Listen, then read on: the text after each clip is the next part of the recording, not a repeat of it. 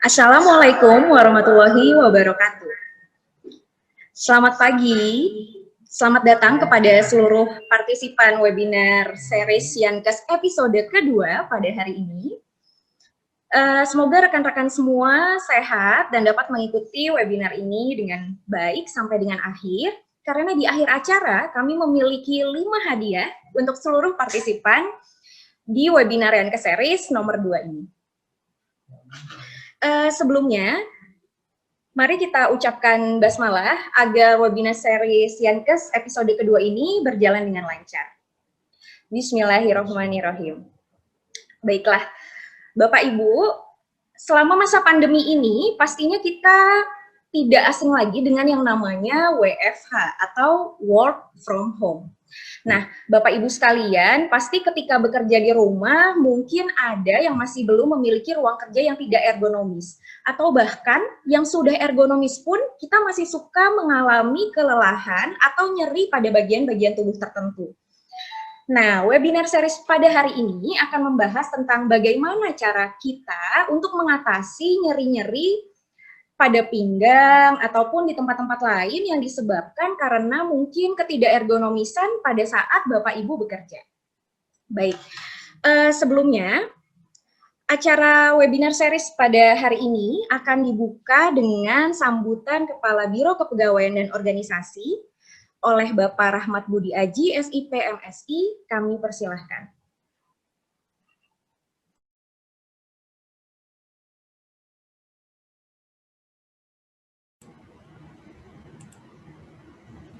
Baik, terima kasih Mbak Caca, Bapak Ibu semua yang saya hormati. Assalamualaikum warahmatullahi wabarakatuh.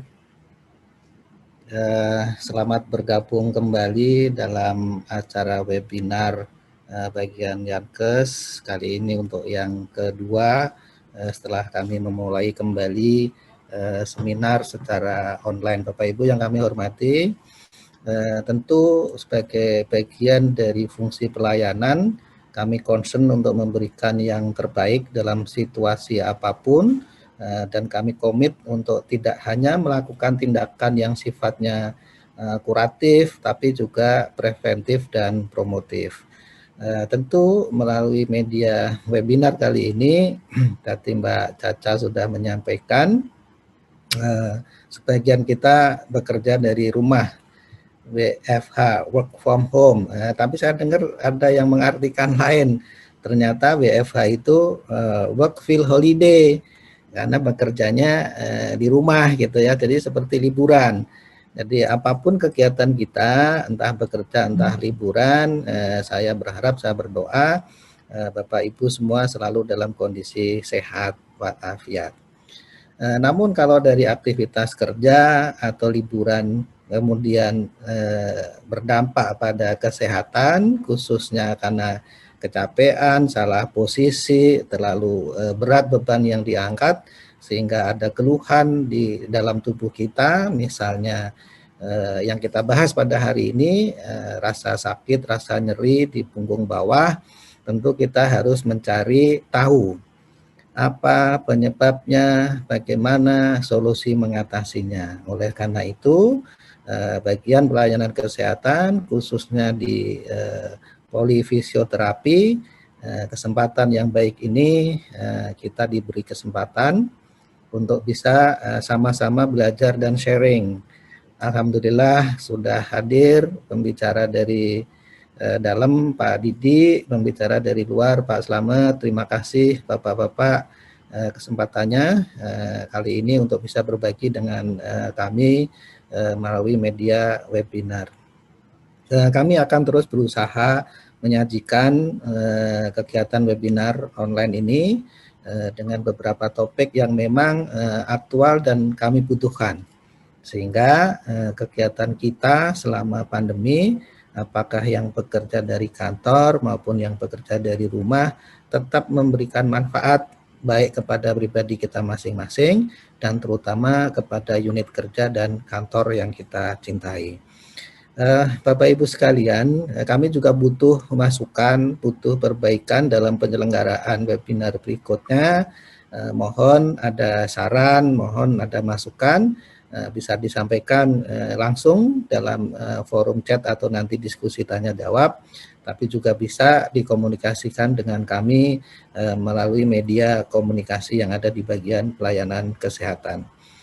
Untuk teman-teman semua, nikmati acara ini, semoga kita bisa mengambil ilmunya dan mengamalkannya sehingga semua akan membawa keberkahan, baik yang menyelenggarakan, yang memberikan materi, maupun kita yang akan mengikuti. Bagi yang bisa mengikuti sampai akhir, udah diworo-woro, ada bingkisan menarik buat 5 peserta. Monggo itu bagian dari kita menikmati acara ini sampai akhir. Sekali lagi saya terima kasih, mohon maaf bila ada yang kurang berkenan dalam penyelenggaraannya. Selamat mengikuti menjalani webinar ini sampai selesai.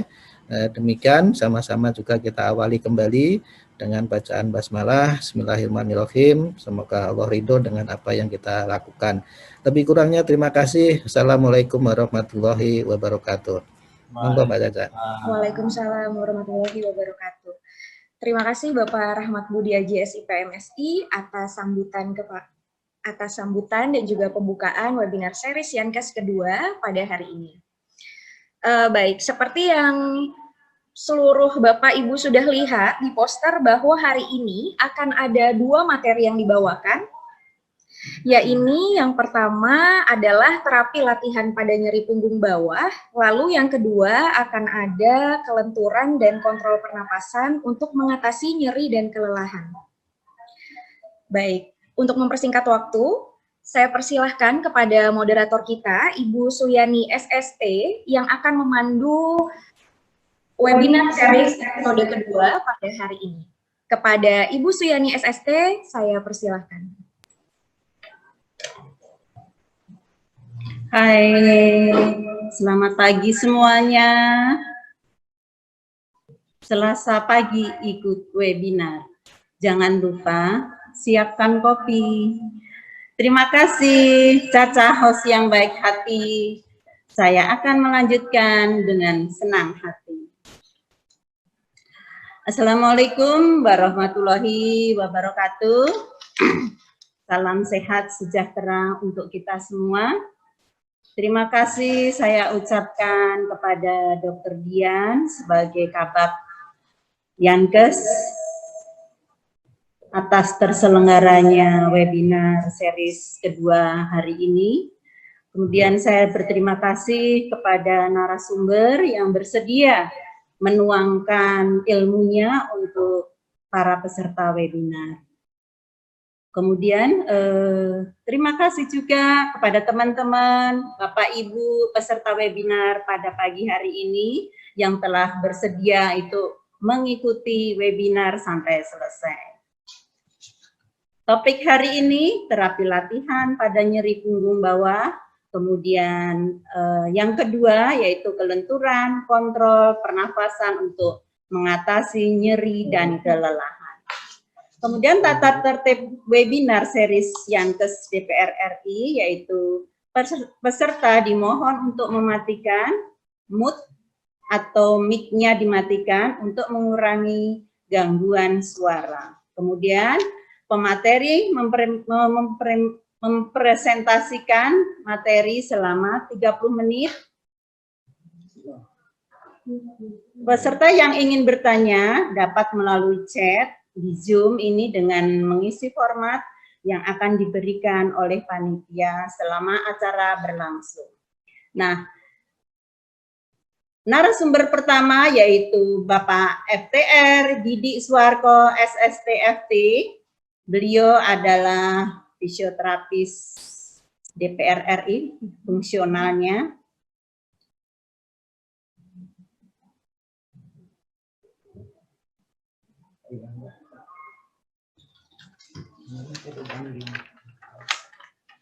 Beliau berasal dari Karanganyar, Solo, Jawa Tengah.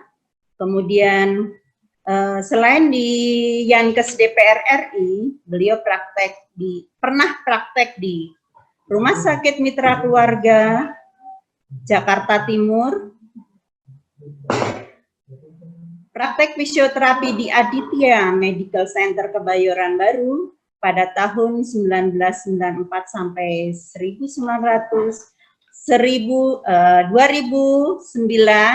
terus buka praktek mandiri dan tumbuh kembang anak yaitu di Wisma Bakti di Jalan Kusuma Timur Raya, Wisma Jaya, Bekasi Timur, Kota Bekasi. Jadi yang mau terapi di Bekasi ada kliniknya Pak Didi.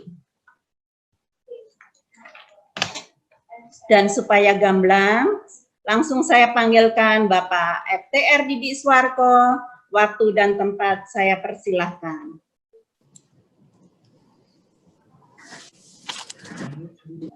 Ayo. Terus ini screen ya. Terima kasih kepada Ibu Suyani SSTFT sebagai moderator yang telah memberikan waktunya kepada saya. Assalamualaikum warahmatullahi wabarakatuh. Selamat pagi. Sebelumnya saya ucapkan terima kasih kepada yang terhormat Bapak Kepala Biro Kepegawaian dan Organisasi, Bapak Rahmat Budiaji, SIP MSI, yang telah mensupport, memberikan arahan dan bimbingannya di dalam pelaksanaan webinar kali ini. Yang terhormat Ibu Dian Mardiani sebagai Kepala Unit Yankes, yang terhormat Bapak-Bapak, Ibu-Ibu, peserta webinar yang kami hormati.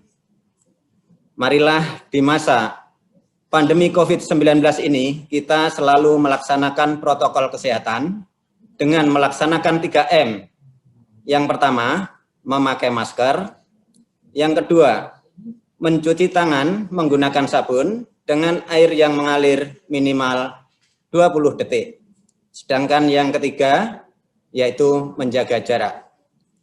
Selain melaksanakan protokol kesehatan, marilah kita selalu melaksanakan K3 di lingkungan kerja dan ruangan kerja, yaitu kebersihan, kerapian, dan keindahan. Di acara webinar ini, saya akan menyampaikan salah satu tindakan fisioterapi, yaitu terapi latihan pada nyeri punggung bawah. Sebelum masuk topik utama, mohon izin, saya terlebih dahulu akan memperkenalkan tentang fisioterapi.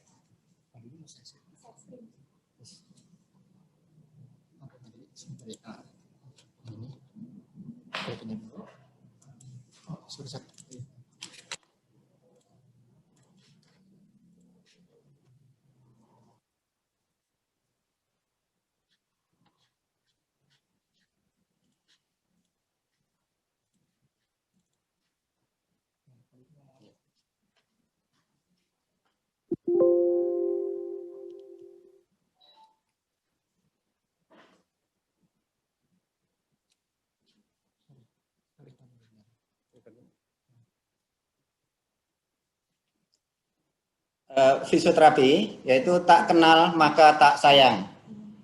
Fisioterapi adalah pelayanan kesehatan yang ditujukan kepada individu dan atau kelompok untuk mengembangkan, memelihara, dan memulihkan gerak dan fungsi tubuh sepanjang daur rentang kehidupan dengan menggunakan penanganan secara manual, peningkatan gerak, peralatan fisik, elektroterapeutis, mekanis, pelatihan fungsi, dan komunikasi. PMK nomor 80 tahun 2013. Yang berikutnya, fisioterapi adalah setiap orang yang telah lulus pendidikan fisioterapi sesuai dengan ketentuan peraturan perundang-undangan PMK nomor 65 tahun 2015.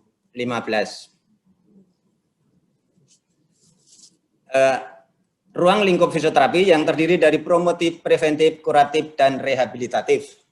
Jadi fisioterapi tidak saja mengobati orang yang sudah sakit maupun yang mengalami gangguan gerak dan fungsinya, tetapi dengan mempromosikan ADL, aktivitas kehidupan sehari-hari, itu bisa dilakukan oleh promotif dari fisioterapi dengan memberikan arahan untuk melakukan aktivitas yang baik dan benar. Yang kedua, preventif, yaitu pencegahan sebelum terjadinya cedera, seperti pemanasan, sebelum berolahraga, cara mengangkat dengan cara yang baik dan benar. Sedangkan kuratif yaitu pengobatan dari fisioterapi karena sudah mengalami nyeri dan mengalami gangguan gerak dan fungsi. Sedangkan yang keempat yaitu rehabilitatif, yaitu tindakan fisioterapi untuk mengembalikan gerak dan fungsi yang tadinya bisa, kemudian tidak bisa, dan supaya bisa normal kembali. Untuk berikutnya yaitu fisioterapi Indonesia diatur dalam Organisasi Ikatan Fisioterapi Indonesia atau IFI sejak tahun 1968. IFI dibentuk dengan nama IKFI. Ini logo fisioterapi Indonesia yaitu yang terdiri dari persegi 5, bintang, padi kapas, buku, tongkat, dan ular. Apa saja spesialisasi fisioterapi di Indonesia? Yaitu yang terdiri satu, fisioterapi pediatri, yaitu fisioterapi anak. Yang kedua, yaitu fisioterapi muskuloskeletal, yaitu otot dan rangka. Yang berikutnya, fisioterapi olahraga. Yang keempat, fisioterapi neurologi atau saraf. Yang kelima, fisioterapi kardiopulmonal, jantung dan paru-paru. Yang keenam, fisioterapi integumen atau kulit. Ya, ini bisa untuk fisioterapi kecantikan. Yang ketujuh, fisioterapi kesehatan wanita. Yang kedelapan, fisioterapi geriatri atau lansia untuk lansia. Sedangkan yang kesembilan, fisioterapi paliatif atau keganasan. Fasilitas fisioterapi yang tersedia di Yankes DPR RI yang terdiri dari ultrasonic terapi, microwave terapi, shortwave terapi, shocker wave terapi, laser terapi, transcutaneous electrical nerve stimulation atau TEN, ultrasonic nebulizer, jet nebulizer, muscle test, akupuntur, kinesiotapping, neuromuscular tapping, MLDV, manual limb drainage folder. Dan yang ke-14, exercise terdiri dari prenatal, postnatal, pasif, aktif, breathing, postural drainage, correct posture, walking. Yang ke-15, metode Bobat. Sekarang masuk ke topik utama, yaitu tentang terapi latihan pada nyeri pinggang bawah. Di masa pandemi COVID-19 ini, melakukan fisioterapi yang paling efektif adalah exercise terapi atau terapi latihan. Karena bisa dilakukan dengan cara edukasi, mencegah nyeri punggung bawah dan memulihkan nyeri punggung bawah. Tidak harus ketemu langsung antara pasien dan fisioterapis. Latihan yang kita berikan bisa dari jarak jauh, bisa lewat telepon. Nyeri punggung bawah atau LPB adalah rasa nyeri bagian tulang belakang, daerah spinal, saraf, otot, struktur lain pada punggung bawah. Salah satu kondisi yang dapat mengganggu aktivitas. Gejala bisa berupa rasa sakit, datang dan pergi, sendi terasa kaku atau sulit digerakkan, dan rasa tegang. Faktor yang mempengaruhi nyeri punggung bawah yaitu terdiri dari inflamasi, karena degeneratif, keganasan, trauma, gangguan metabolik, karena usia, masa kerja, berat badan, dan sikap kerja. Nyeri punggung bawah dapat dipicu postur tubuh yang salah saat duduk, saat berdiri, saat membungkuk, saat mengangkat benda yang berat. Postur statis, selama melakukan kerja statis, pembuluh darah tertekan internal dari jaringan otot, sehingga darah tidak dapat mengalir ke dalam jaringan otot. Akibat otot tidak dapat menerima suplai darah yang segar yang mengandung glukosa atau oksigen. Produk metabolisme otot akan menumpuk pada jaringan otot dan dapat mengakibatkan kelelahan. Selain otot mengalami kelelahan, otot menjadi kaku, keelastisitasannya menurun, spasme, dan muncul nyeri. Ini untuk anatomi dari vertebra yang terdiri dari cervical ada 7 ruas, thoracal 12 ruas, lumbal 5 ruas, dan sakral 5 ruas. Sedangkan di antara tulang belakang yaitu ada bantalan sendi, yaitu diskus intervertebralis. Pentingnya menjaga tulang belakang menjadi penting karena selain berfungsi menopang tubuh, di dalam tulang belakang terdapat saraf-saraf yang bertugas menyampaikan pesan dari otak ke seluruh tubuh. Tulang belakang yang paling mudah mengalami cedera adalah bagian lumbal atau daerah pinggang. Karena di daerah tersebut paling banyak mengalami pergerakan dan menahan beban tubuh bagian atas. Sehingga bila mengalami cedera, akan timbul nyeri yang sangat hebat hingga kelumpuhan. Tanpa disadari, setiap hari tulang belakang mengalami cedera, yaitu posisi duduk saat kerja. Bekerja di kantor 7-8 jam dengan posisi duduk yang salah, berulang dalam kurun waktu bertahun-tahun berisiko mencederai pinggang.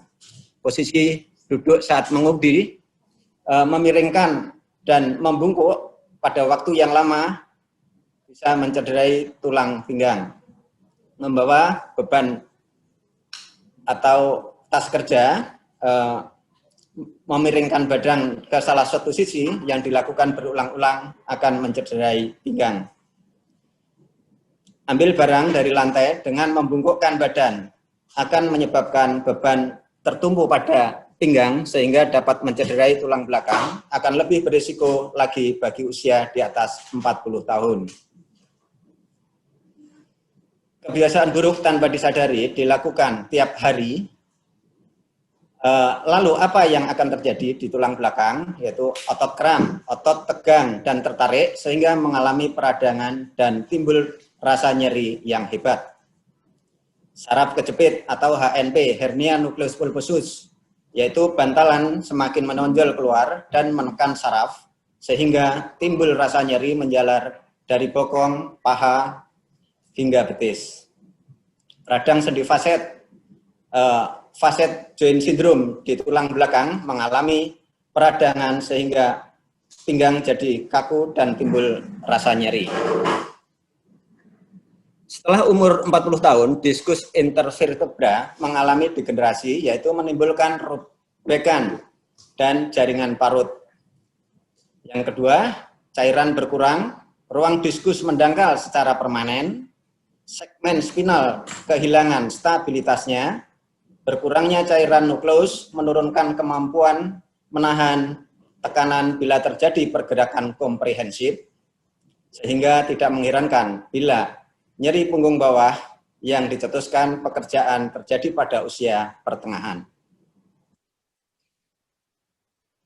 Ini tulang belakang dari vertebra, di antara diskus, ini diskus yang masih dalam keadaan bagus, dan ini diskus yang mengalami degenerasi. Berikutnya ini tulang di sekitar punggung, otot sekitar punggung. Yang berikutnya ini otot di sekitar perut, abdomen. Yang berikutnya ini postur yang benar dan postur yang salah. Yang pertama, yang sway back itu cenderung ke belakang, ini yang nggak bagus. Yang berikutnya yang kedua yaitu lumbal lordosis, lumbalnya cenderung ke belakang. Yang ketiga yaitu thoracic kyphosis, yaitu torakalnya nunduk ke belakang atau kyphosis, nunduk. Yang keempat yaitu forward head, jadi kepalanya cenderung ke depan. Yang sekarang yang terakhir, yang kelima yaitu good posture, posturnya yang bagus itu antara telinga, shoulder, bahu, siku, hip atau pangkal paha, knee, lutut, dan ankle di pergelangan kaki. Ini yang bagus adalah satu garis lurus. Ini postur yang bagus. Untuk berikutnya yaitu sayangi tulang punggungmu. Ya, ini pada waktu melakukan aktivitas pada yang pertama ini yaitu kalau kita akan mengangkat beban yang di bawah, mengangkat bayi dan lain-lainnya, sebaiknya kita menekuk tungkai dan lutut dan vertebra tulang punggung diluruskan selurus mungkin. Nah, itu supaya aman untuk lumbalnya, pinggangnya tidak mengalami cedera atau sakit. Ini biasanya dilakukan oleh bapak-bapak, biasanya ibu-ibu kalau minta tolong ke bapaknya, yaitu lifting ini, Pak, tolong Pak naikkan. Di situ biasanya bapak-bapak dengan permintaan ibu itu harus mempersiapkan apa yang kita lakukan dengan untuk menaikkan itu tadi. Nah, makanya bapak-bapak harus tungkai ditekuk, lutut tekuk, tulang punggung dalam keadaan vertikal atau lurus. Nah, itu biasanya kalau sudah bapak-bapak mendengar seperti itu, deketin ibu, nanya, apa Bu yang dinaikkan? Nah, biasanya ibu-ibu minta tolong untuk menaikkan aqua galon ke atas dispenser. Makanya bapak-bapak harus mempersiapkan apa ini, ibu-ibu minta dinaikkan harus persiapkan apa, itu harus dipersiapkan lebih dahulu. Ini pada waktu lifting. Nah, ini pada waktu kita mengangkat tidak menekuk lutut, posisi yang menunduk ini bisa menyebabkan cedera di lumbal karena dia bekerja berlebihan. Sama untuk mengangkat beban yang berat, sebaiknya beban berat ditempelkan ke badan sedekat mungkin dengan badan, dan kalau tidak nyampe sebaiknya bisa diganjal dengan balok atau dingklik atau meja yang lain. Tuh. Yang berikutnya setelah lifting yaitu standing dan walking. Pada waktu standing, berdiri, kalau kita berdiri lama, sebaiknya kita harus selalu tumpuan itu selalu berpindah-pindah antara tungkai kanan dan tungkai kiri. Itu untuk mencegah sakit pinggang. Dan apabila kita berjalan, sebaiknya tulang punggung dalam keadaan lurus dan kita harus pakai sepatu yang nyaman. Jadi tidak memakai sepatu hak tinggi.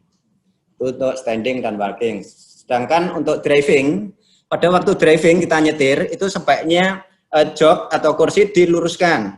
Tulang punggung kita luruskan, lutut dan panggul kita sejajarkan. Ya, ini untuk driving. Sedangkan pada waktu kita duduk, kalau duduk itu kita mengatur kursi sesuai dengan panjang tungkai.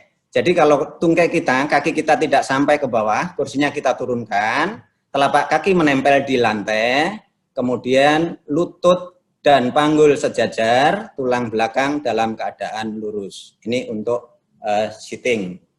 Sedangkan sleeping, pada waktu sleeping kita sebaiknya menggunakan kasur yang keras, kalau pakai bekas-bekas yang sangat keras.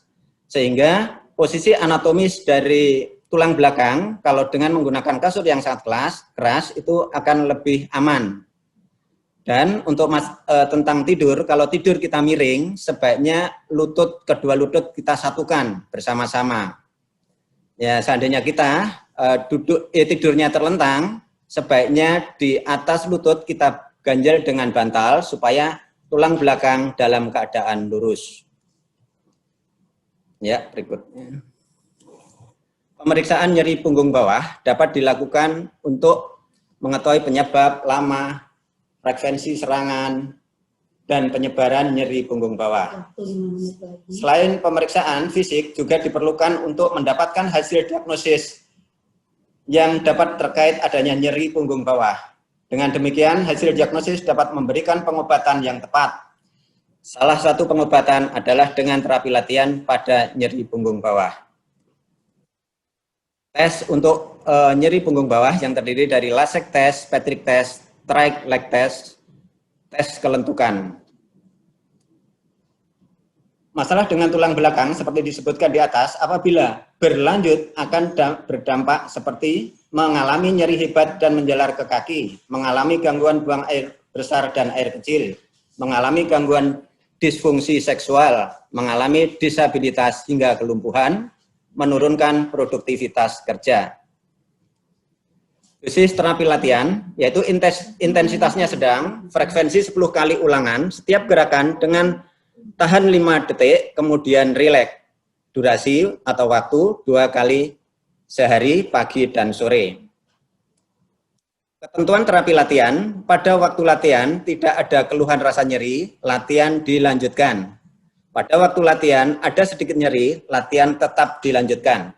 Pada waktu latihan terasa nyeri sekali dan terus-menerus, latihan dihentikan. Ya, ini gerakan-gerakan untuk latihan dari punggung bawah. Ini nanti mungkin hanya gambar-gambar, kita lihat sekilas saja. kemungkinan setelah ini ada video yang bisa kita lihat yang akan lebih jelas. Yaitu latihan pertama, gerakan flank. Yang kedua, yaitu latihan gerakan dari bawah ke atas meluruskan lengan, itu press up spring position. Yang ketiga, yaitu gerakan seperti Superman. Yang keempat, hyperextension. Yang kelima, piriformis straight. Yang keenam, cat and dog. Yang ketujuh, knee to case. Yang kedelapan, strengthening upper abdominalis. Yang kesembilan, strengthening lower abdominal muscle. Yang kesepuluh, body flexion, stretching. Yang ke-11, runner straight. Yang ke-12, advance raise. Yang ke-13 yaitu lateral fleksi kanan dan kiri. Yang ke-14, standing back flexion. Yang ke-15, standing back extension. Untuk berikutnya, bisa kita lihat video yang mungkin akan lebih jelas untuk latihan bapak-bapak dan ibu-ibu.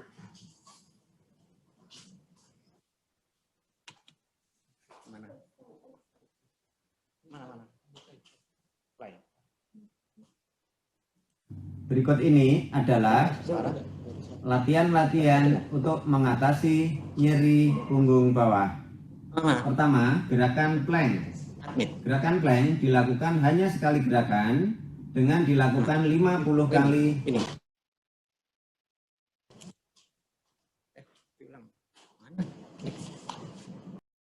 Hitungan, ya, mulai lakukan, pantat agak turun ke bawah, ya. Ini untuk memperkuat otot-otot abdominalis, otot-otot quadriceps femoris, otot hamstring, otot gluteus maximus, dan otot-otot punggung bawah. Kedua, press up spring position. Gerakannya, pantat tetap nempel, lengan lurus, tahan 5 kali hitungan. 1, 2, 3, 4, 5, relax. 1, angkat lagi, up. 1, 2, 3, 4, 5, relax. 2. Gerakan ini diulang sampai dengan 10 kali ulangan. Ketiga, gerakan Superman, ya, lakukan up. 1, 2, 3, 4, 5, relax. 1, angkat lagi, up. 1, 2, 3, 4, 5, relax. Ini dilakukan 10 kali ulangan. Keempat, gerakan hiperekstensi, ya, lakukan. 1, 2, 3, 4, 5, relax. 1, angkat, up. 1, 2, 3, 4, 5, 2. Ini dilakukan 10 kali ulangan.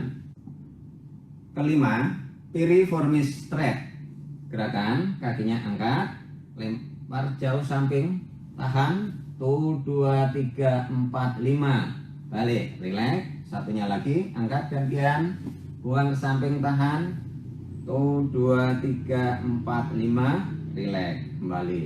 Ini diulang 10 kali ulangan setiap gerakan, baik yang kanan maupun yang kiri. Keenam, gerakan cat and dog, ya, posisikan.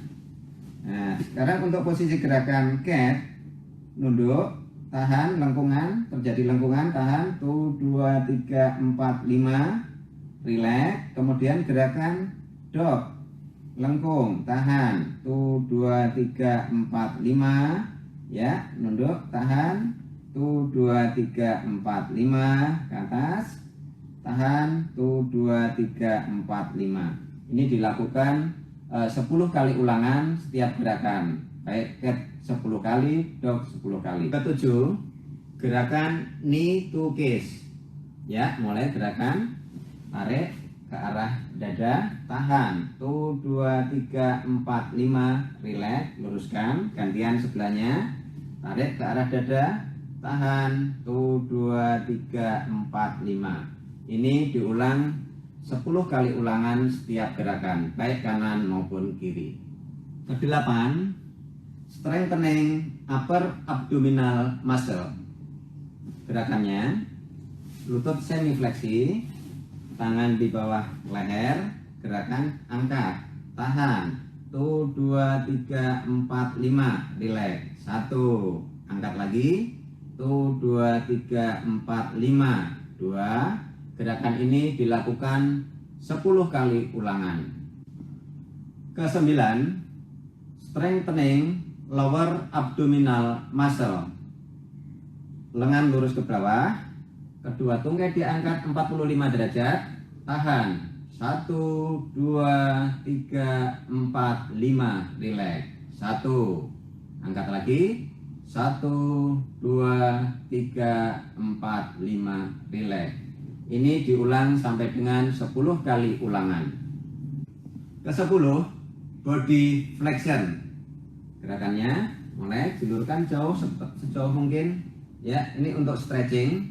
Tahan 5 kali hitungan. 1, 2, 3, 4, 5. Balik. 1. Lagi julurkan sejauh mungkin. Tahan. 1, 2, 3, 4, 5. Relax. Ini diulang sampai dengan 10 kali ulangan. Ke-11, runner stretch. Gerakannya, tangan julurkan ke depan, badannya membungkuk sejauh mungkin, tahan. 1, 2, 3, 4, 5. Balik. 1. Ya, gantian. Jauh julurkan ke depan, tahan. 1, 2, 3, 4, 5. Relax.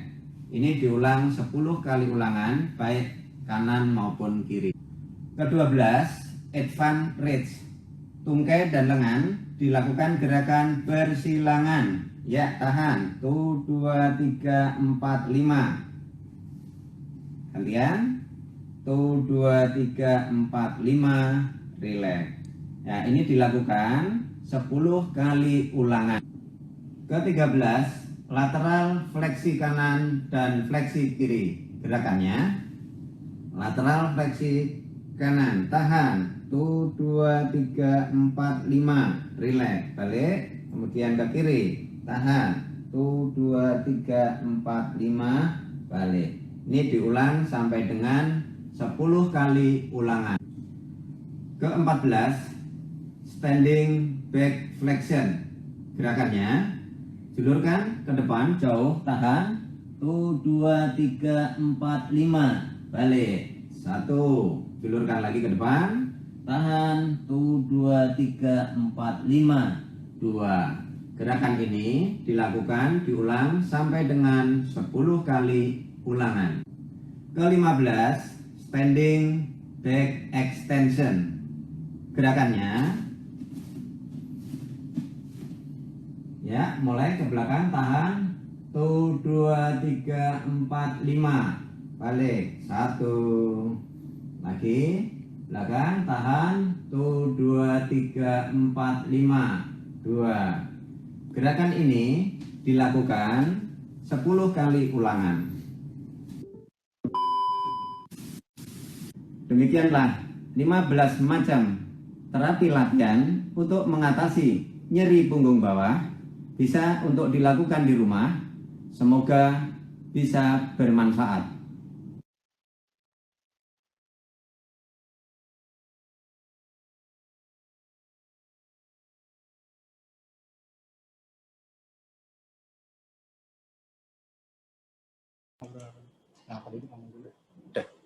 Demikianlah untuk penyampaian saya. Mudah-mudahan bisa bermanfaat untuk masyarakat luas. Waktu dan tempat kami kembalikan kepada moderator Ibu Suyani SSD FT. Ya, terima kasih Bapak Diki Suwarko. Kemudian narasumber kedua yaitu Bapak Dr. Andes Slamet Sumarno MPhis. Beliau berasal dari Pacitan Wonogiri. Kemudian pendidikan S2-nya yaitu S2 Fisiologi.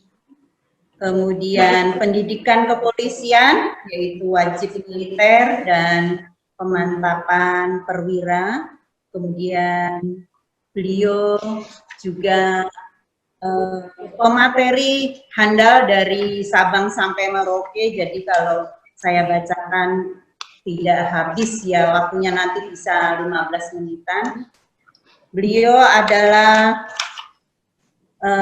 tenaga pengajar kardiorespirasi aktif UPN,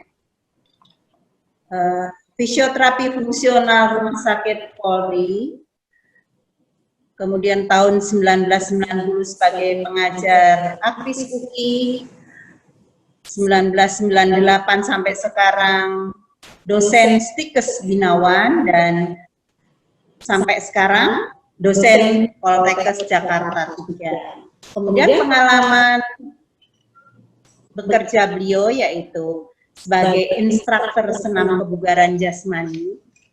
Jadi kalau berolahraga beliau adalah pakar ini. Kemudian pengajar SPK Anatomi Fisiologi, pengajar juga Akper Yasmen, pengajar Akbid Sukawangi, dan dosen fisioterapi UPN. Masih banyak lagi ya, banyak banget beliau dosennya setiap hari berapa universitas nih Pak.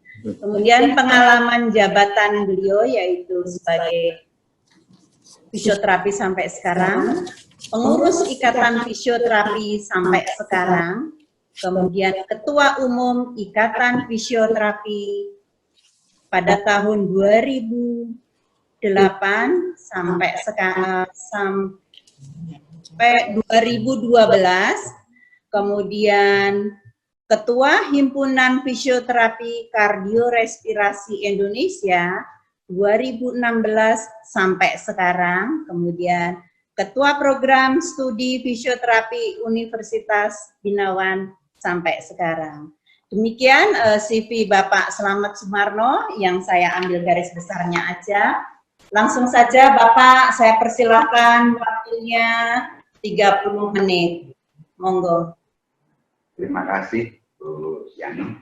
Mudah-mudahan kita semua diberkati oleh Allah sehat walafiat, dan juga kita ucapkan terima kasih pada Kepolisian maupun Pak Rahmat Sujadi yang telah memberikan kesempatan pada kami untuk menyampaikan kelenturan dan kontrol pernapasan untuk mengatasi nyeri dan kelelahan.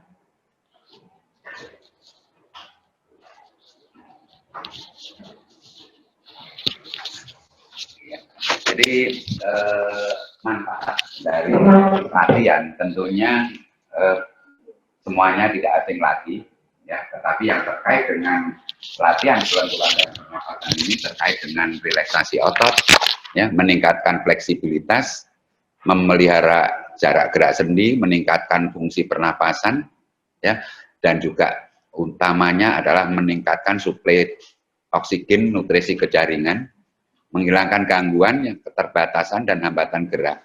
Dan tentunya orang yang wanita maupun laki-laki akan lebih beauty, lebih sehat, lebih cerah karena kecukupan nutrisi pada jaringan yang lebih baik. Fungsi tubuh, ya, terkait dengan kehidupan sehari-hari tentunya tidak lepas dari kemampuan otot, daya jantung respirasi, kemudian fleksibilitas, kontrol saraf, stabilitas maupun keseimbangan. Ini adalah suatu kaitan yang tidak terlepaskan, minimal yang harus kita punyain. Ya, jadi kalau kita pengen aktivitas kita baik, kerja kita maksimal, ya, kita jaga beberapa fungsi tubuh ini supaya tetap dalam keadaan yang optimal. Pengertian-pengertian saya kira nanti dibaca saja, ya, untuk apa itu keseimbangan, apa itu kebugaran, koordinasi, ya, fleksibilitas, mobilitas, kinerja otot dibaca. Tetapi yang penting adalah kaitannya dengan kelenturan. Ada beberapa yang tidak dianjurkan, ya. Jadi kalau kita melakukan penguluran atau stretching, jangan dilakukan saat kita ada keterbatasan tulang yang menghambat. ya. Jadi istilahnya itu ada gerakan yang sudah tidak bisa ditambah karena persendian tulangnya sudah mengalami maksimal. Kedua, yang habis patah tulang tentunya harus hati-hati ya, karena akan mengganggu pertumbuhan tulang. Kemudian masa penyembuhan jaringan, biasanya ini makan waktu kurang lebih seminggu sampai 2 minggu atau yang kadang-kadang 10 hari. Kemudian nyeri akut, ya, nyeri tajam, ya, misalkan baru kena masa-masa trauma yang baru, misalkan baru 2-3 hari, kemudian ada bengkak, ya, ini akan mengakibatkan cedera baru pada jaringan yang bengkak. Kemudian jangan menambah ROM lebih daripada normal kecuali untuk kondisi-kondisi tertentu, misalkan memang diperlukan untuk balet dan lain sebagainya. Kemudian teknik daripada stretching ini banyak, ada manual atau mekanik, ada intermittent atau continuous teknisnya, kemudian ada bantuan stretching sendiri atau bantuan orang lain, ya. Kemudian ada aktif, ada pasif, ada balistik atau hentakan yang berlentur-lentur, misalkan kalau ibaratnya bola itu kalau kita bantingkan dia akan memendek dan mengulur kembali. Kemudian ada mulligan yang sering dikaitkan dengan gerakan-gerakan tertentu. Kemudian juga teknik untuk neuromuskular fasilitasi atau PNF, ini yang sering digunakan pada kondisi-kondisi yang akut. Pada pengaruh kerja yang statik, dampaknya banyak sekali. Ya. Jadi kita harapkan orang kerja itu dalam keadaan diam atau statik, maksimal adalah 1,5 jam. Ya. Maksimal 1,5 jam, tetapi kalau bisa itu tiap 1,5 jam harus ada penggerakan daripada otot-otot yang sifatnya statik untuk memperbaiki sirkulasi dan lain sebagainya. Nah, kalau kita terjadi kerja statik, pemulihannya akan lebih lambat, ya. Setelah 2 sampai 5 hari keadaan diam, kekuatan otot kita akan turun. Paling tidak 61% itu akan mengalami perbaikan yang sangat lama, biasanya mencapai sampai 5 bulan untuk memperbaiki fungsi daripada otot. Nah, pengaruh yang tidak aktif, orang yang diam, ya, misalkan tidur terlalu lama, kita mempunyai program untuk orang dewasa itu tidur harus minimal 6-8 jam. Kalau sudah lebih dari 10 jam pasti akan timbul dampak. Ya, dampaknya otot menjadi lemah, ya, jaringan menjadi kaku, kemudian juga peningkatan proporsional serat elastin akibat daripada terlalu lama tadi jadi tidak aktif. Pemulihan membutuhkan waktu sekitar 5 bulan untuk perbaikan. Sehingga kita mengharapkan teman-teman atau tiap orang di dalam tidur jangan lebih dari 10 jam, dampaknya akan jelek. Sehingga kalau toh sakit, ya, yang lebih dari 10 jam harus dimobilisasi untuk mengembalikan supaya fungsi otot dan jaringan menjadi lebih aktif. Ya. Kemudian pengaruh aktif, ada penurunan ukuran, ya, jumlah serabut kolagen, ya, adanya peningkatan proporsional daripada serat, dan ini akan mengakibatkan tentunya akan menurunkan kemampuan aktivitas kita. Ini memerlukan pemulihan sekitar 5 bulan untuk perbaikan, ya, kegiatan tubuh memiliki efek yang positif pada kekuatan jaringan.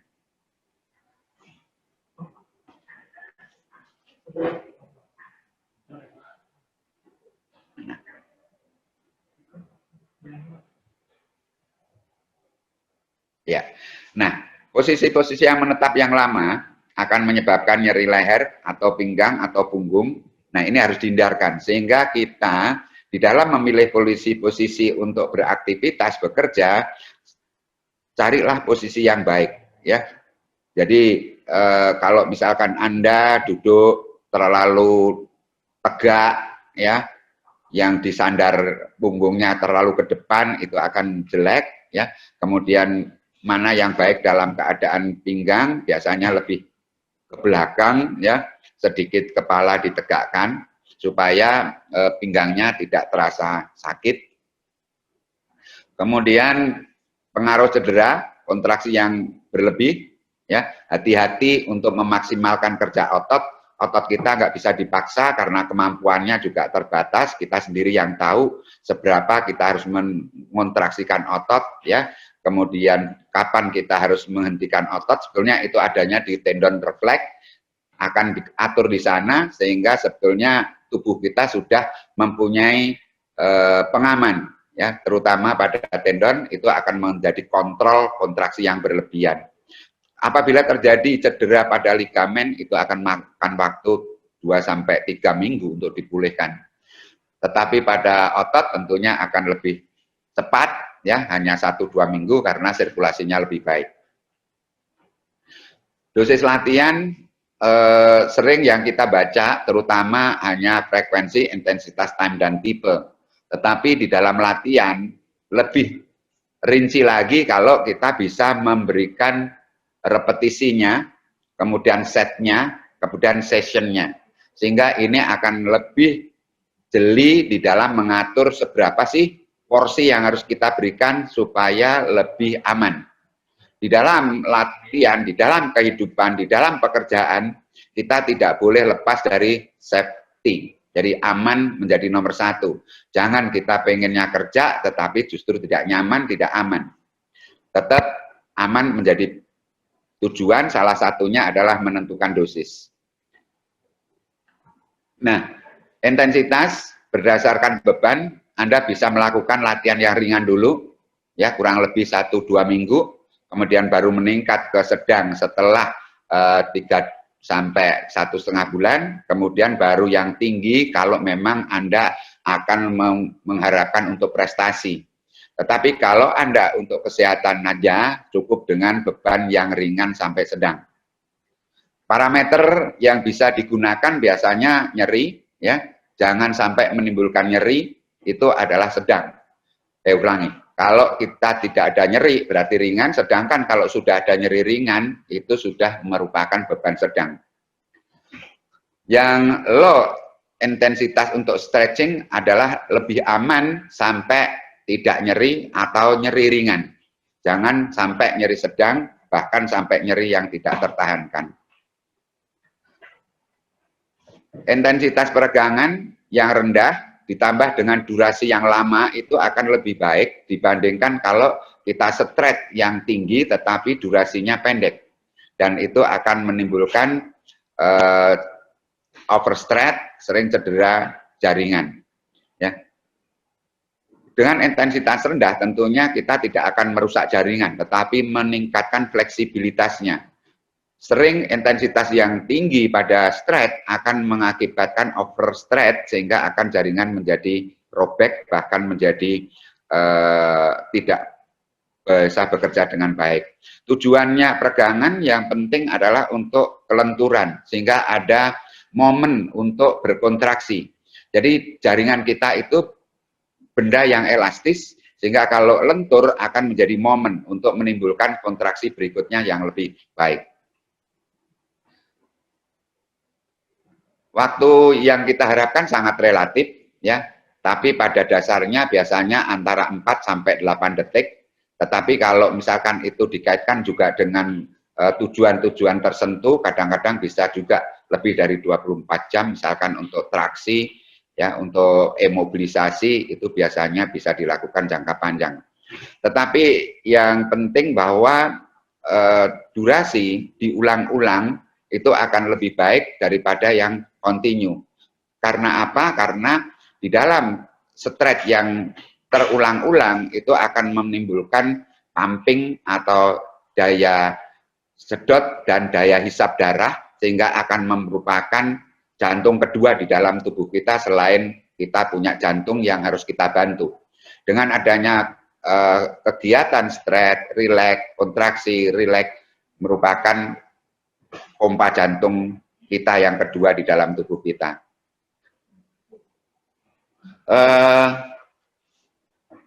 Tujuan daripada stretching, ya, dengan kontrol pernapasan adalah sangat efektif untuk meningkatkan kelenturan.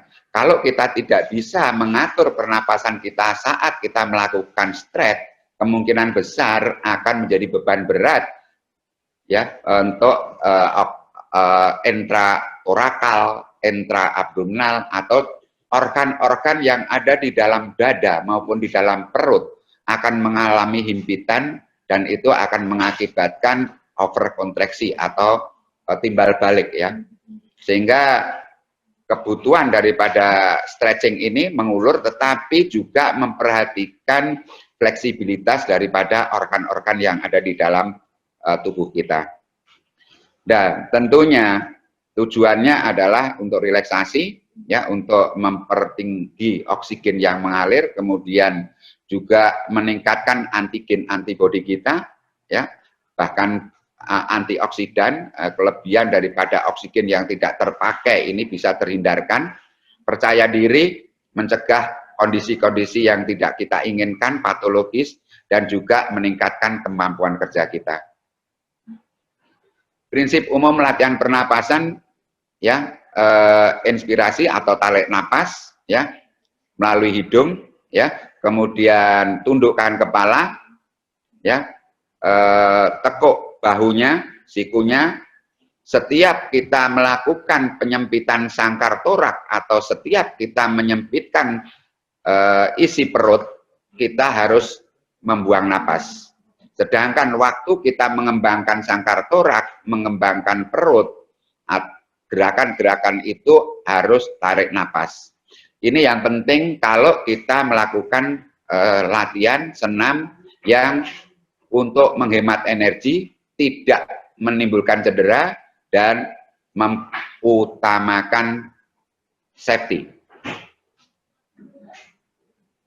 Prinsip latihan khusus untuk meningkatkan lokasi tertentu tentunya akan berbeda dalam pernapasan.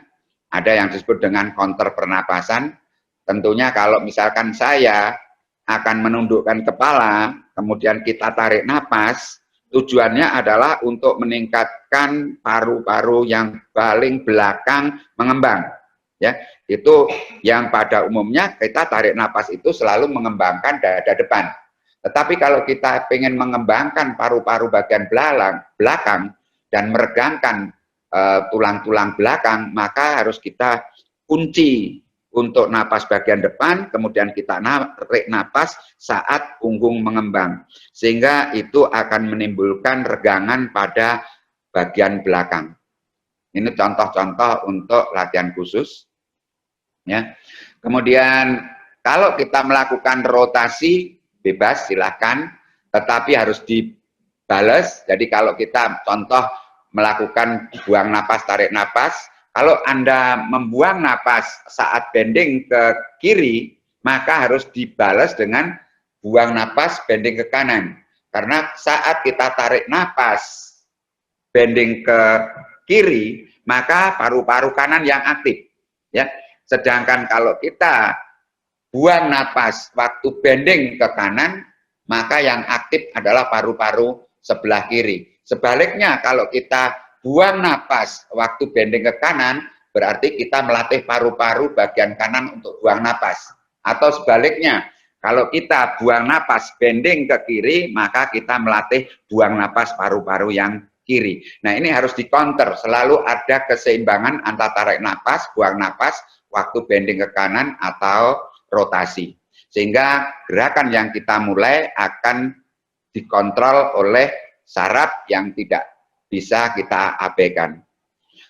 Mulailah dengan belajar teknik mengontrol pernapasan dengan yang jarak pendek atau tarik napas pendek, buang napas panjang, perbandingan satu tarik napas, 2 kali buang napas waktunya. Jadi kalau kita tarik napas 1 detik, kita harus buang napas 2 detik. Kalau kita tarik napas 2 detik, buang napasnya 4 detik.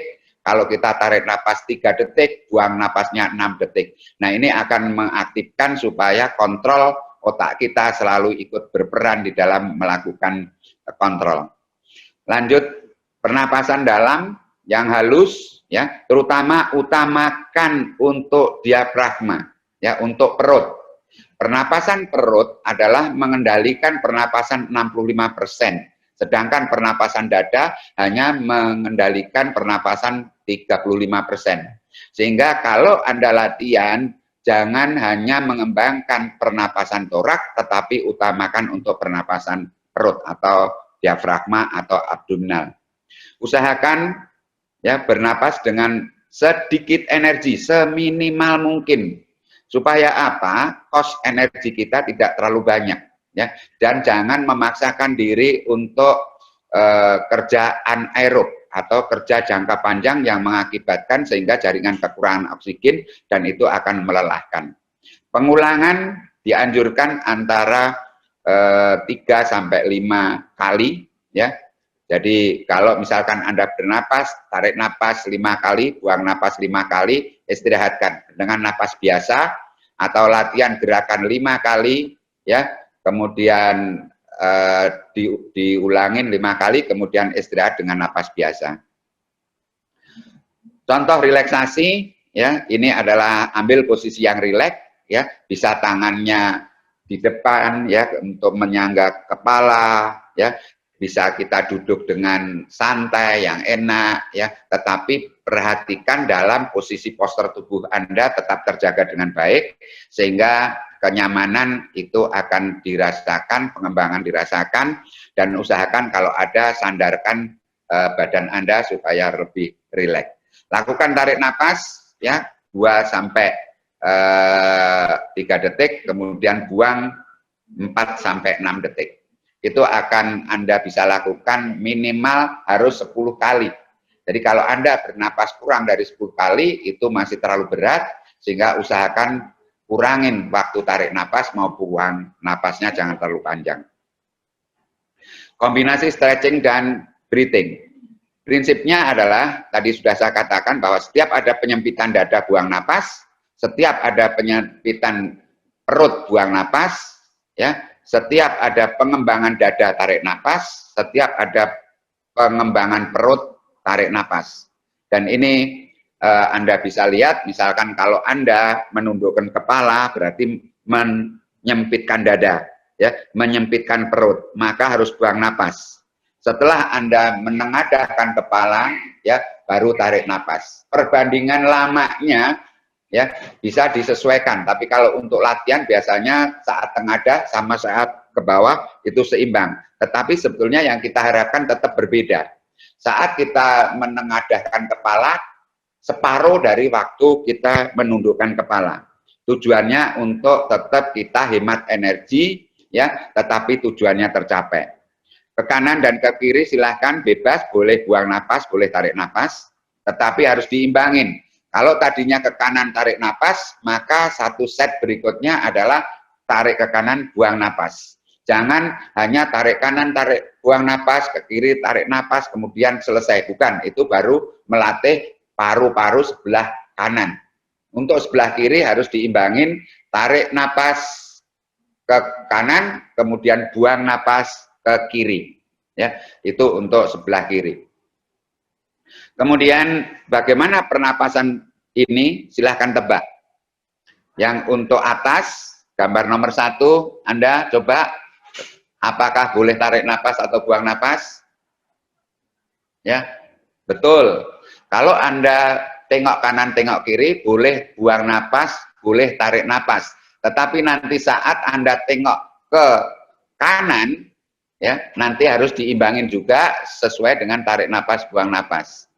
Gambar yang kedua, yang di atas, apa yang harus Anda lakukan saat tarik napas atau buang napas? Ya, betul. Saat Anda mengangkat sendi bahu, Anda harus tarik napas. Kemudian saat Anda turunkan sendi bahunya harus buang napas. Kemudian gambar nomor bawah, ya, yang bawah, betul. Saat Anda tarik siku Anda menempel di dada harus buang napas, ya, harus buang napas. Setelah Anda rileks, ya, baru Anda tarik napas. Pada gambar yang ada agak baikan, silahkan tebak. Ya, saat Anda mengangkat lutut ke atas, Anda harus buang napas. Ya, saat lutut dikembalikan ke bawah, baru tarik napas. Ya, ini adalah yang harus Anda perhatikan. Nah, Kembali ke stretch. Stretch ada penguluran. Stretch adalah penguluran. Bisa dilakukan self stretch atau dirinya sendiri, atau juga dilakukan oleh orang lain, ya, passive stretch oleh orang lain atau oleh alat, ya. Ini adalah self stretch yang dilakukan sendiri, ya. Untuk nyeri leher, biasanya stretch kita lakukan kurang lebih 4 sampai 8 detik, ya. 4 sampai 8 detik, kemudian Anda sesuaikan sampai belum nyeri, ya, atau sampai nyeri ringan, ya. Boleh ditarik ke kanan, ke kiri, ya, karena otot trapesius itu adalah lebar, sehingga Anda tidak hanya menarik kepala ini murni ke samping. Kalau Anda menarik kepala ini ke samping, yang terulur adalah sternocleidomastoid bagian depan dan trapesius bagian atas saja. Tetapi kalau Anda mau menarik, mengulur trapesius bagian tengah, Anda sedikit tunduk, ya, kemudian otomatis sternocleidomastoidnya tidak tertarik. Kemudian kalau Anda menarik kedua belah kanan kiri, berarti menarik trapesius yang ada di tengah, yang dekat dengan tulang servikal. Trapesius ada lebar, sehingga Anda bisa membagi trapesius itu menjadi 3 bagian, bagian atas, bagian tengah, dan bagian dekat dengan tulang leher. Kalau Anda menarik ke sini, berarti betul-betul menarik yang dekat dengan tulang leher. Tetapi begitu Anda nariknya sedikit bending, ya, bending ke kanan, maka yang tertarik tengah, ya. Tetapi kalau Anda menarik betul-betul bidang bidang frontal, maka Anda akan menarik 2 otot antara trapesius atas dan juga sternocleidomastoid. Nah, itu sangat kompleks sehingga perlu penjelasan orang-orang yang memang ahli di bidangnya, sehingga perlu penjelasan. Kemudian ini adalah squat stretch, ya, yang dilakukan secara aktif mandiri, ya. Anda menarik. Nah, saat menarik Anda tidak boleh tahan napas. Anda harus melakukan buang napas kalau itu mengecilkan perut. Sedangkan kalau untuk membesarkan perut, Anda harus tarik napas. Sehingga pada saat squat stretch ini, biasanya kita bebas, mau tarik napas boleh, mau buang napas boleh, atau atur napasnya supaya napas tetap ritmis, sehingga Anda tidak mengalami ketegangan, merasakan untuk nyeri saat di stretch. Gunanya pengaturan napas adalah mengurangi supaya tidak terjadi counter iritasi kontraksi. Pada umumnya kalau kita melakukan stretch mandiri, kadang-kadang kita tidak rileks penuh, sehingga justru akan menjadi kontraksi balik. Sehingga saat otot itu diulur, picunya tidak akan mengulur, tapi justru merangsang timbulnya kontraksi otot.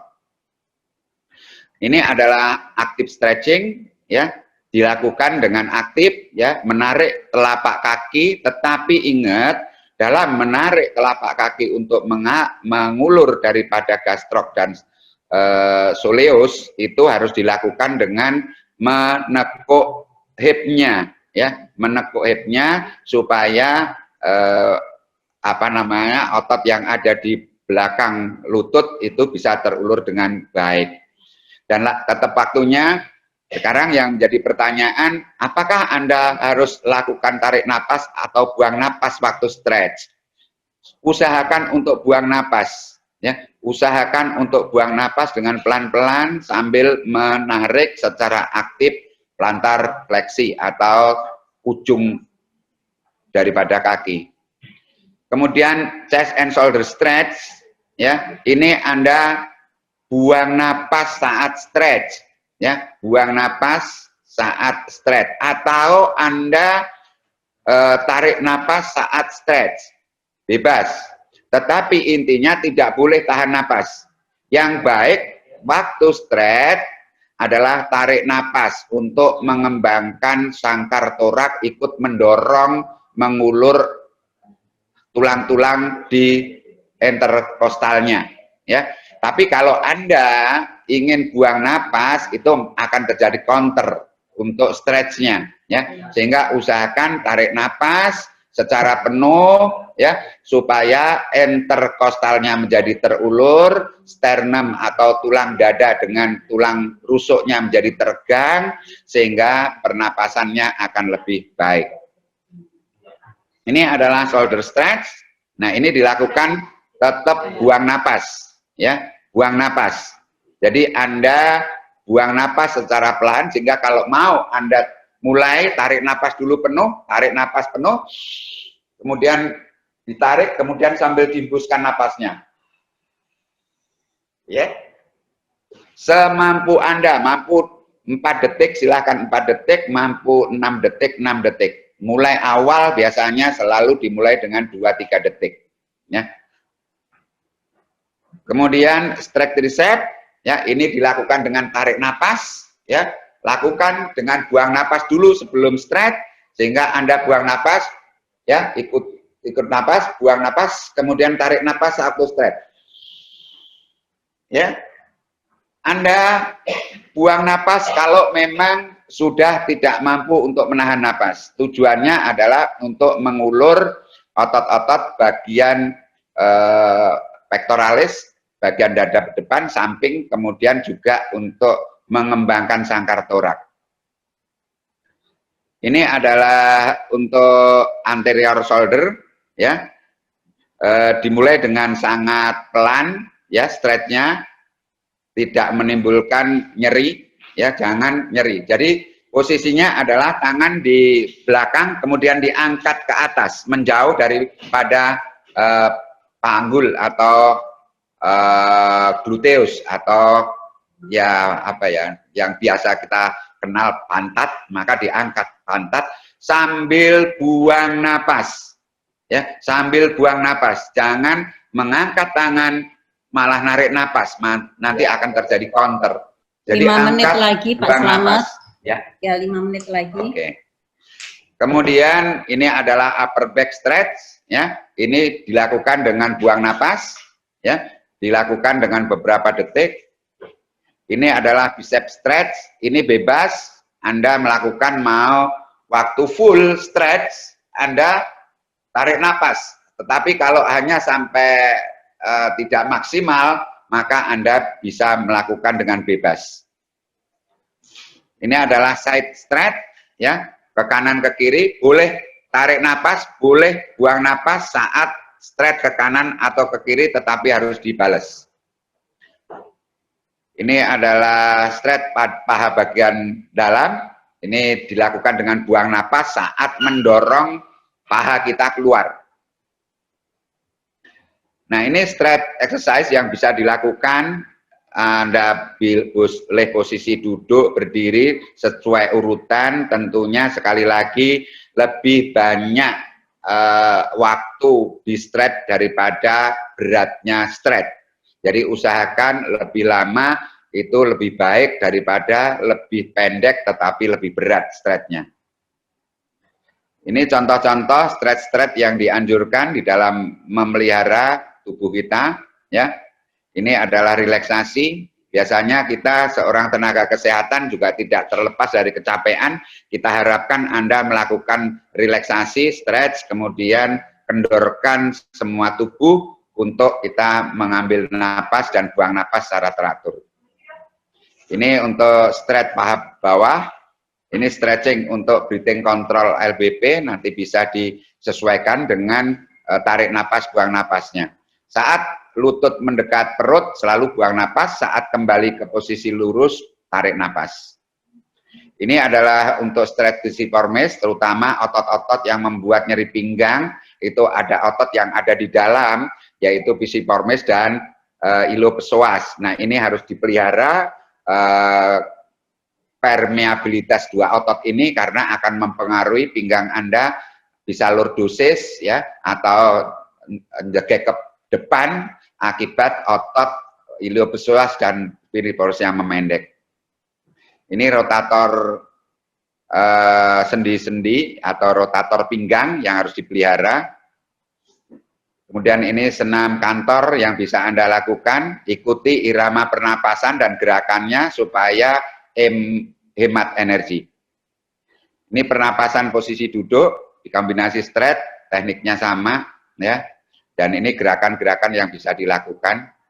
Contoh senam pernapasan silahkan, itu sudah sangat detail, sangat berapa tarik napas, kapan buang napas, gerakannya apa, sehingga kalau Anda perhatikan saya kira tidak ada pertanyaan bagi saya. Terima kasih, saya kira itu yang bisa kita sampaikan. Mudah-mudahan apa yang kita bisa sampaikan ini mengurangi cedera-cedera saat kita melakukan latihan maupun aktivitas, dan akibatnya kita pengen sehat justru menimbulkan cedera. Wabillahi taufiq wal hidayah. Wassalamualaikum warahmatullahi wabarakatuh. Dan bila ada yang mau bertanya silakan. Kita kembalikan ke moderator. Terima kasih.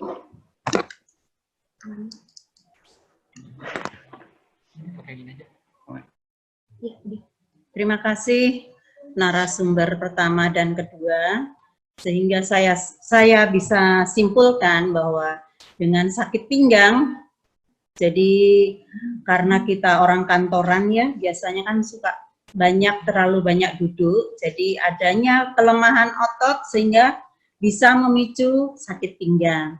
Kemudian duduk yang terlalu banyak, jadi tadi ada tips dari Pak Slamet tadi, 1,5 jam kita harus berdiri. Jadi jangan terus-terusan di situ, bisa mungkin ke toilet atau mungkin ke musola sebentar, barang 5 menit. Kemudian adanya degeneratif. Degeneratif itu yaitu penuaan. Jadi yang di atas 45 tahun itu harus banyak exercise atau latihan dengan perlahan. Jadi tidak perlu latihan yang mengikuti hentakan misal aerobik yang berlebihan, ikutin aja apa yang bisa Anda lakukan. Kemudian adanya trauma atau accident. Dan bisa juga karena adanya, bila Anda mengangkat beban dengan posisi tubuh yang salah, itu bisa membuat kita sakit pinggang.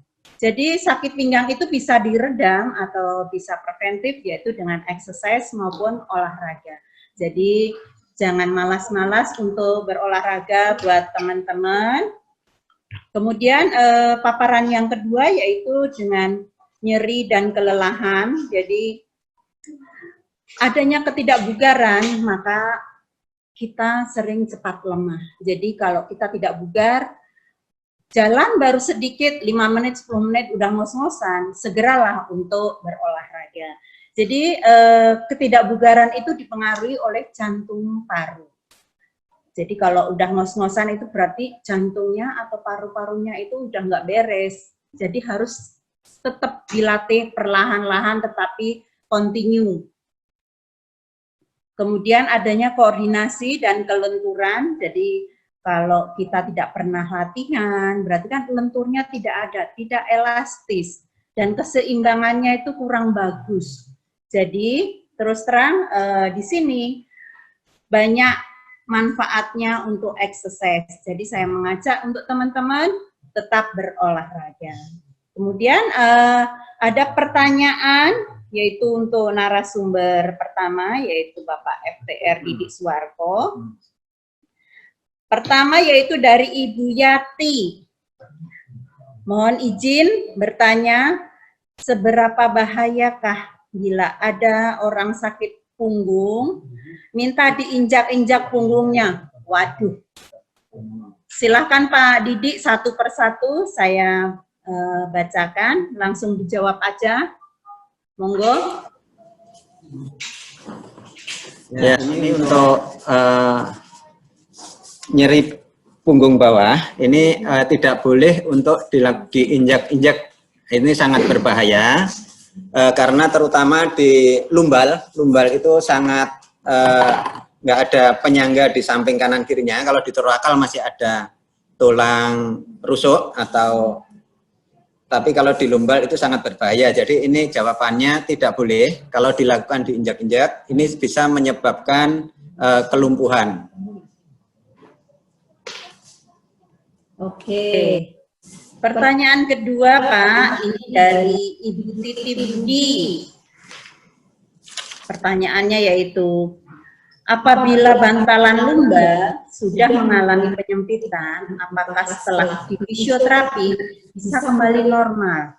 Olahraga apa saja yang diperbolehkan dilakukan orang yang terkena saraf terjepit? Untuk lumbal yang sudah mengalami penyempitan di fisioterapi tidak bisa normal kembali. Tetapi fisioterapi sendiri akan mengurangi nyeri, menghilangkan nyeri yang ada, dan memberikan latihan untuk meningkatkan keelastisitasan dan meningkatkan kekuatan otot-otot di sekitar lumbal sehingga dia akan lebih stabil. Untuk olahraga yang cocok untuk saraf terjepit ini yaitu berenang, ya, yang paling utama berenang olahraganya, yang paling aman dan sangat banyak manfaatnya. Oke, yang ketiga yaitu dari Ibu Astria, bagian TUTA. Saya sering mendengar dengan duduk secara ergonomis. Nah, keterkaitan antara ergonomis dan fisioterapi dalam pekerjaan kita yang repetitif dalam posisi duduk yang statis, yang bagaimana mungkin Bapak ini bisa? Untuk keterkaitan posisi ergonomis dengan fisioterapi, sebetulnya fisioterapi di sini termasuk di dalam promotif. Promotif itu untuk memberikan pencegahan, sehingga kita dengan pencegahan itu akan selalu mengingatkan bagaimana harus duduk yang ergonomis, bagaimana mengangkat beban, dan lain-lainnya. Di situ termasuk pada fisioterapi pada promotif. Keterkaitannya di situ, jadi dengan adanya melakukan aktivitas yang benar termasuk duduk yang ergonomis itu akan memberikan atau mencegah untuk terjadinya cedera. Yang berikutnya yaitu posisi duduk yang statis, seperti sudah disampaikan tadi bahwa duduk statis yang cukup lama akan menyebabkan spasme otot, kekakuan otot, dan lain-lainnya tadi. Nah, sebaiknya pada waktu duduk seperti yang sudah disampaikan dengan Bapak Selamat tadi, bahwa kita setelah 1,5 jam kita harus melakukan aktivitas, tidak duduk, supaya otot-otot kita tidak bekerja statis yang terlalu lama. Mungkin itu yang saya jawab. Oke, terima kasih Pak Didi. Itu tadi pertanyaan pilihan yang untuk narasumber pertama. Kemudian untuk Bapak Selamat ini ada pertanyaan. Ini dari Bapak Wisnu, bagian risalah. Dari jam kerja yang lamanya 8 jam di kantor, berapa lama idealnya kita berada dalam posisi duduk di kursi? Apa harus nunggu pegal dulu baru kita beranjak dari kursi? Atau setiap berapa jam kita harus beranjak dari kursi untuk kemudian kembali duduk lagi dan siap melanjutkan pekerjaan? Terima kasih Mbak Yani, dan terima kasih atas pertanyaannya Pak Wisnu yang cukup baik ya. Jadi kalau kita ngikutin germas ya, itu biasanya dilakukan 4 jam, tetapi itu kan untuk relaksasi jangka panjang agak banyak. Tetapi kalau Anda setelah 1,5 jam duduk di kursi, paling tidak 3 sampai 5 menit Anda berjalan bolak-balik atau meregangkan tubuh Anda, ya, baru bisa kembali lagi. Dan maksimal itu yang dianjurkan oleh WHO itu 2 jam. Jadi kalau misalkan Anda sampai pegel baru pergi, berarti itu sudah memicu timbulnya asam laktat di daerah otot itu, dan penyembuhannya agak panjang. Ya, tetapi kalau asam laktat itu belum terbentuk, tidak menimbulkan rasa nyeri, maka pembersihan sisa-sisa pembakarannya akan lebih cepat. Cukup Anda bernapas, itu akan membuang sisa metabolisme. Tetapi kalau sampai terjadi penumpukan asam laktat di jaringan, maka akan menimbulkan waktu yang panjang Dan itulah gunanya untuk sirkulasi dan stretch saat Anda habis duduk. Jadi saya anjurkan setiap 1,5 jam, maksimal 2 jam, Anda harus meregangkan, pindah ya posisi supaya fleksibilitas, jaga kelenturan dan stabilitas tubuh Anda menjadi lebih baik. Kemudian pertanyaan yang kedua. Ya, pertanyaan yang kedua, Pak, yaitu dari Ibu Arma Fatimah. Apakah ada posisi atau gerakan relaksasi bagi orang yang harus mengendarai motor dalam jarak jauh, dalam waktu lama, Pak? Iya. Gimana exercise-nya? Terima kasih. Jadi hampir sama, Ibu. Jadi kalau orang mengendarai motor itu tentunya yang sangat menentukan adalah usia. Usia itu kalau masih remaja ya umur antara 20 sampai kira-kira 40 tahun, daya tahannya masih cukup tinggi, sehingga biasanya itu dianjurkan untuk 4 jam harus istirahat, ya 4 jam. Tetapi kalau misalkan usia sudah di atas 40 tahun, 50, 60, diharapkan dikurangin 3 jam atau 2 jam. Ya. Nah, setelah itu diharapkan untuk keamanan itu tidak boleh lebih mengendarai motor lebih dari 10 jam. Sehingga kalau sudah 10 jam, sebaiknya istirahat paling tidak 1-2 jam, baru nanti Anda bisa nyambung, tetapi juga tidak boleh kemudian sampai 12 jam terus-terusan naik motor. Nah, tentunya di dalam istirahat tadi, setiap 2 jam, Anda harus melakukan latihan-latihan untuk mengulur semua otot-otot yang ada di tubuh Anda, terutama adalah daerah pinggang, punggung, dan panggul. Ya, itu yang harus dilakukan untuk stretchingnya, ya, termasuk kaki yang sering bergetar, itu akan menimbulkan gerakan-gerakan yang sulit untuk fleksibelnya. Jadi sama, seluruh tubuh Anda lakukan penguluran, ya, tidak usah banyak, ya 4-5 kali tiap-tiap gerakan, sehingga Anda bisa makan waktu kurang lebih 40 menit untuk stretching, baru Anda istirahat, makan, ya setengah jam, saya kira cukup. Oke, jadi tidak perlu pakai obat ya Pak, jadi hanya exercise itu penting sekali. Yang terakhir Pak, ini dari Bapak Suratno, Kepala Biro nih, mohon dijelaskan tentang pernafasan otot abdomen dan dari torak, karena ternyata yang pernafasan abdomen itu lebih besar pengaruhnya, Pak. Mohon dijelaskan tentang pernafasan abdomennya.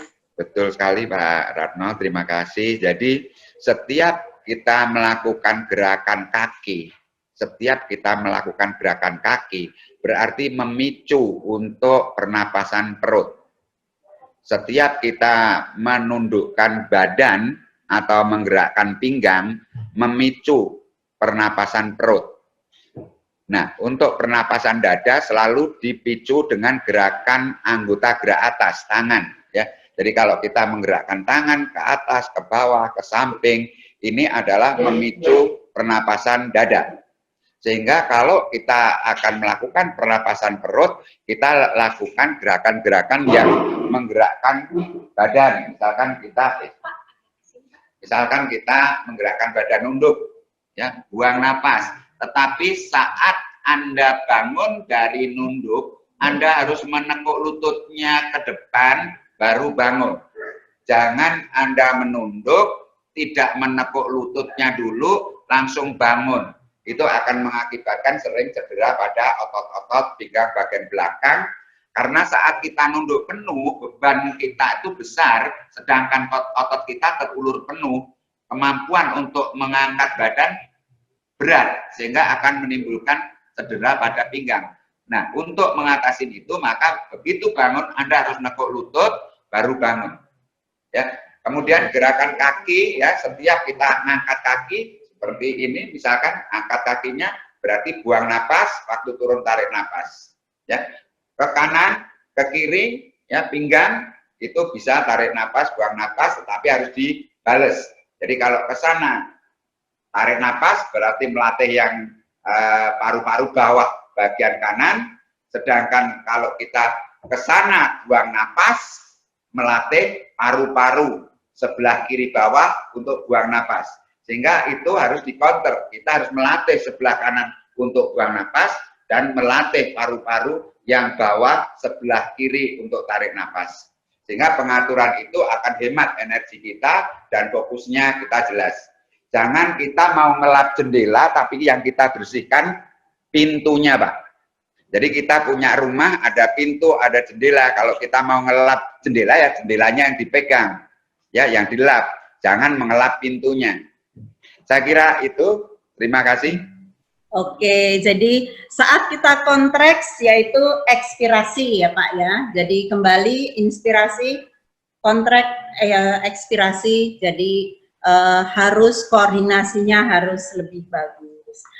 Alhamdulillah pertanyaan sudah selesai. Bagi para peserta yang bertanya belum terjawab, nanti akan dijawab melalui email masing-masing. Jadi jangan kecewa. Alhamdulillah wa syukurillah webinar hari ini berjalan dengan baik. Semoga bermanfaat dan menumbuhkan niat untuk berolahraga atau exercise. Saya haturkan terima kasih yang tak terhingga kepada segenap panitia. Acara ini telah berlangsung dengan baik. Bila ada salah atau kekurangan, saya mohon maaf yang sebesar-besarnya.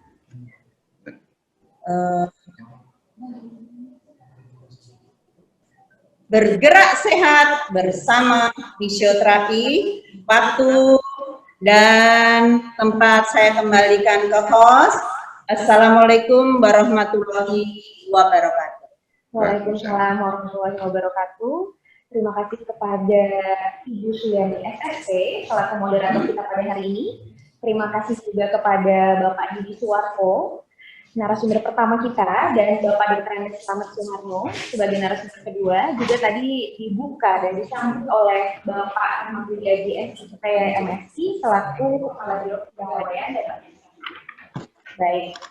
Akan ada tiga hadiah dari Yankes DPR untuk yang akan memberikan jawaban dari soal yang akan saya berikan. Tapi sebelumnya dimohon untuk videonya dinyalakan dulu Bapak Ibu dan partisipan semua, agar kami bisa mengambil gambar partisipan hari ini. Dan juga nanti yang bisa menjawab pertanyaan bisa mengangkat tangannya, nanti di-unmute oleh co-host kami. Saya akan memberikan 3 pertanyaan, saya ulangi untuk mengangkat tangannya, tapi mengangkat tangannya tidak secara manual, melainkan ada di sudut kanan, itu ada reaction, jadi bisa mengangkat tangan di reaction tersebut. Nanti co-host kami yang akan meng-unmute dari audio Bapak Ibu sekalian. Baik, pertanyaan yang pertama adalah, tadi ada berapa gerakan latihan untuk nyeri punggung bagian bawah? Tadi telah disampaikan oleh narasumber kita, Bapak Didi, dan bisa mungkin disebutkan salah satu atau salah duanya, apa nama gerakannya?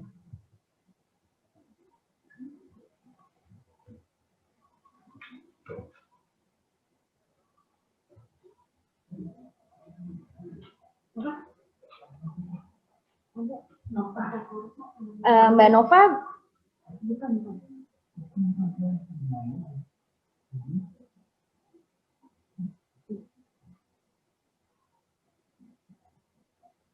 Baik, siapakah yang akan muncul di layar? Iya.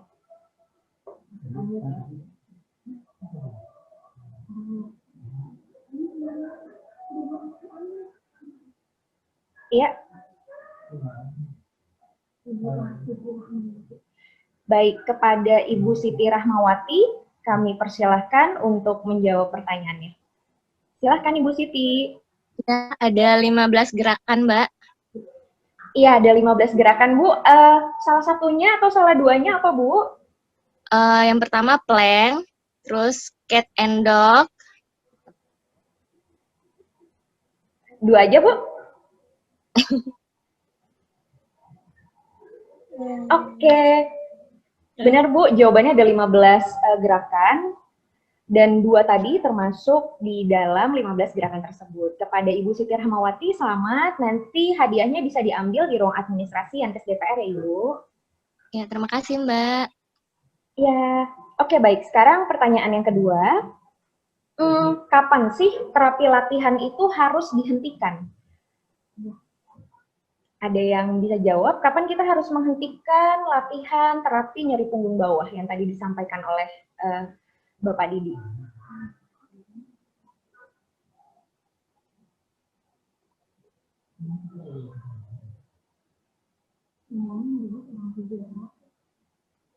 Bisa diangkat right hand-nya di bagian reaction.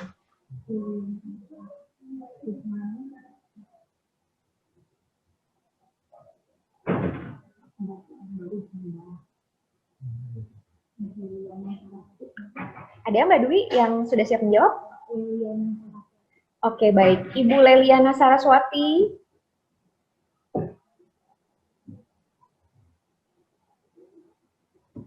Halo, Ibu Leliana Saraswati.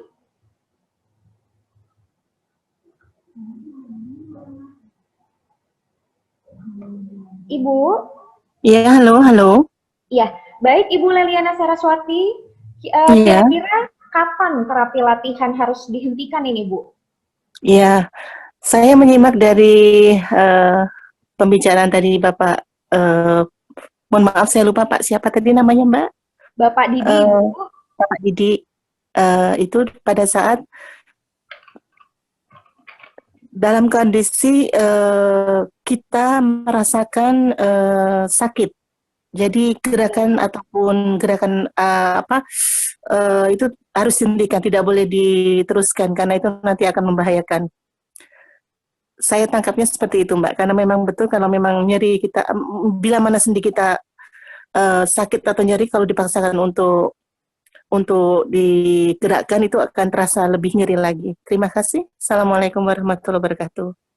Waalaikumsalam. Tepat sekali jawabannya Ibu Leliana Saraswati. Jadi kapan sih sebenarnya terapi latihan ini harus dihentikan? Itu saat terasa nyeri sekali dan rasanya itu terus-menerus. Jadi kita harus menghentikan latihan tersebut. Oke, baik. Ada pertanyaan terakhir. Tadi sudah disampaikan oleh narasumber kedua kita yang luar biasa hebat tentang stretching. Jadi sebenarnya apa sih salah satu atau salah dua tujuan dari stretching?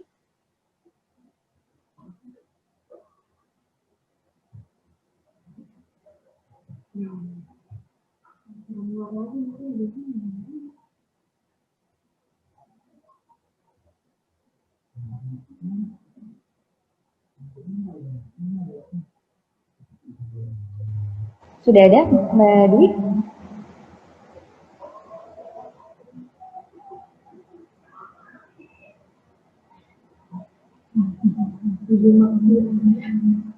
Oke, kepada Ibu Makfira. Ibu Makfira, saya persilahkan Ibu. Iya Mbak. Apa tadi pertanyaannya stretching ya Mbak ya? Stretching tujuannya untuk melenturkan otot-otot kita yang tegang, terus merelaksasi saraf-saraf di tulang belakang dan membuat pergerakan kita nyaman. Itu aja Mbak. Terima kasih. Terima kasih Bu Makfira, jawabannya tepat sekali. Jadi tujuan dari stretching itu tadi bisa benar relaksasi otot, mengenai kecukupan oksigen juga, antioksidan, lebih percaya diri, mencegah patologi, dan meningkatkan kemampuan fisik. Terima kasih Bu Makfira. Terima kasih Mbak. Baik. Mengingatkan kembali bahwa webinar series Yankes masih akan terus berlanjut di 2 minggu ke depan atau hari Selasa tanggal 3 November tahun 2020 akan ada webinar dari dokter spesialis patologi klinik.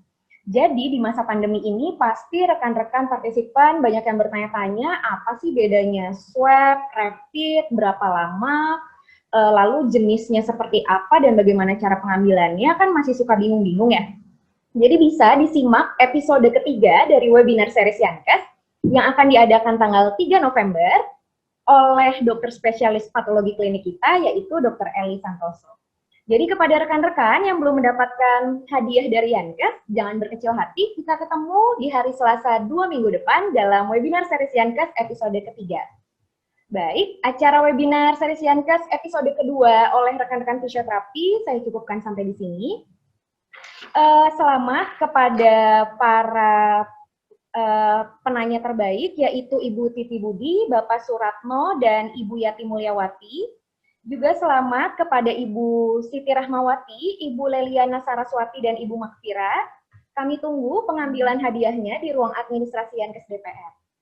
Sebelumnya, saya mengucapkan terima kasih dan mohon maaf atas kesalahan atau kekurangan dari webinar series kita pada hari ini. Sekali lagi, saya ucapkan terima kasih kepada Bapak Rahmat Budiaji SIP MSI selaku Kepala Biro Kepegawaian dan Organisasi yang tadi telah membuka webinar kita pada hari ini. Lalu kepada pembicara satu kita, Bapak FTR Didik Suwarko SST, pembicara kedua, Bapak Dr. Andes Slamet Sumarno, MFIS, dan juga moderator kita, Ibu Suyani SST. Baik, saya pamit undur diri. Terima kasih atas perhatiannya. Wassalamualaikum warahmatullahi wabarakatuh.